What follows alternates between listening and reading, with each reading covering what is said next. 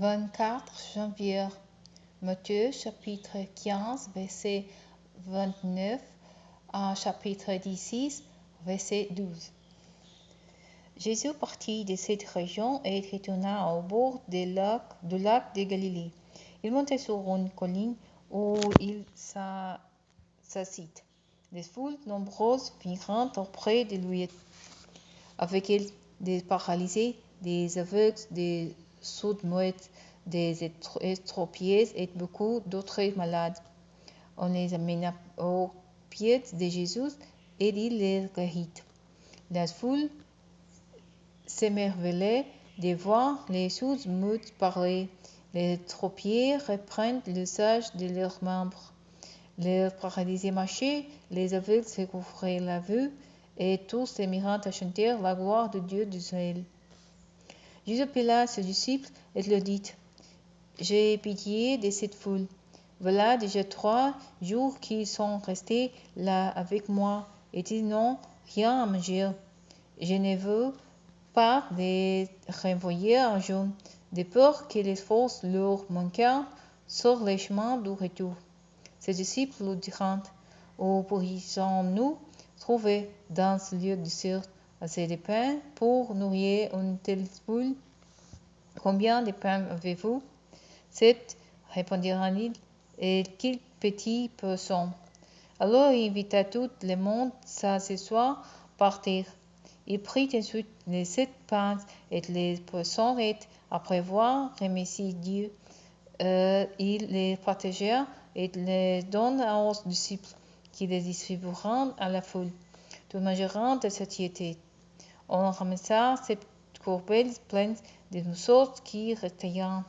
Ceux qui furent ainsi nourris étaient au nombre de 4000 hommes, sans compter les femmes et les enfants. Après avoir congédié la foule, Jésus monta un bateau et se rendit dans la région de Magdane. Des pharisiens et des sadducéens abordèrent Jésus pour lui tendre un piège. Ils lui demandèrent de leur montrer un signe miraculeux venant du ciel.